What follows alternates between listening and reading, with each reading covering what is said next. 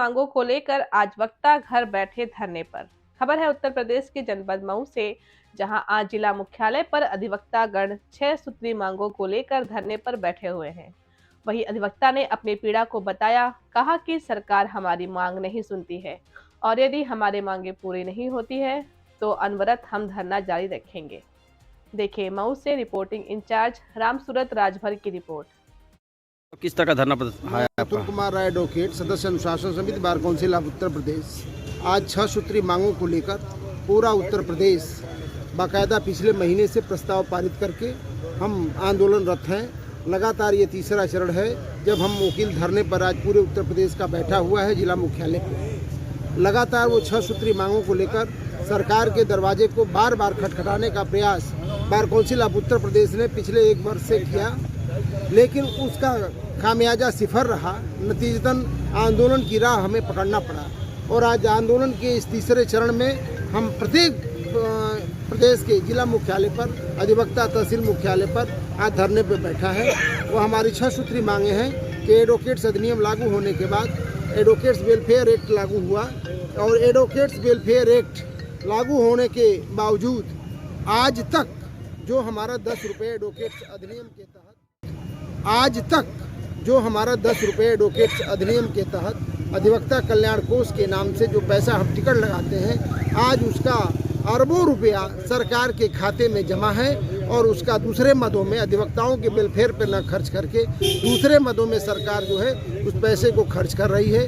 लगातार हमने कहा कि अगर उत्तर प्रदेश की जो पिछली सरकार ने 40 करोड़ का कार्पस फंड बनाया था, जिससे हमारे अधिवक्ता भवन बन रहे थे, जिससे हमारी तमाम बार काउंसिल के कल्याणकारी कार्यक्रम और योजनाएं संचालित हो रही थी, वो 40 करोड़ रुपए का जो कार्पस फंड था जिस सरकार ने देना बंद कर दिया है, उसको हमने कहा कि उसको जो है दिया जाए, जो रुका हुआ धन है। हम आज उत्तर प्रदेश की हजारों विधवाएं और उनके आश्रित वकीलों के दर दर की ठोकरें खा रहे हैं, जिसके अधिवक्ता कल्याणकारी समिति के न्यासी समिति का चेयरमैन सरकार के मुखिया के रूप में एडवोकेट जनरल होते हैं।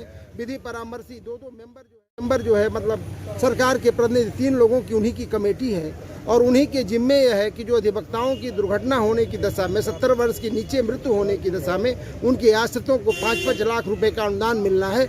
आज हजारों फाइलें धूल फाक रही हैं और विधवाएं और उनके आश्रित दर दर की ठोकरें खा रहे हैं, इस आस में कि अब हमारी पत्रावली का निस्तारण होगा।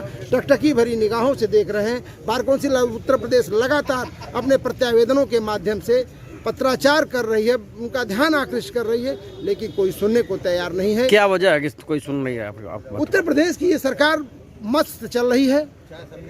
इसको लग रहा है कि केवल राम नाम ले लेने से सारा समाज जो सुखी हो जाएगा और हमारा कल्याण इसी में सारा कुछ संभव है। सरकार अपने कुछ दूसरे अपने मिशन के हिसाब से वह चल रही है और घोर उपेक्षा इन अधिवक्ताओं की हो रही है। लगातार पिछले दिनों 1 वर्ष के अंदर हमने उत्तर प्रदेश की तमाम कचहरियों में ताबड़तोड़ अधिवक्ताओं के साथ घटनाएं हुई हैं, हत्या हुई है, मर्डर हुए हैं।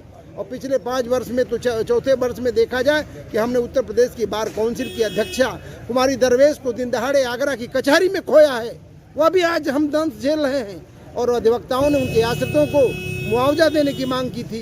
अधिवक्ताओं ने मांग की थी, पूरे प्रदेश के अधिवक्ताओं ने, कि मुलजिमों को जो है पकड़ा जाए, उनको सजा के मुकाम तक पहुंचाया जाए। सारे मामले आज तक सिफर रहे।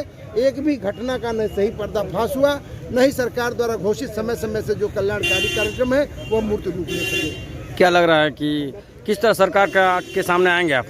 अब bar council of Uttar Pradesh के हम निर्देशन में काम कर रहे हैं। जैसा हमारे bar council of Uttar Pradesh का निर्देश होगा, हमारी माननीय संवैधानिक संस्था है, स्टैट्यूटरी बॉडी है, जो हमारे मुखिया का निर्देश होगा, अगला चरण उस रूप में दिखेगा। ठीक।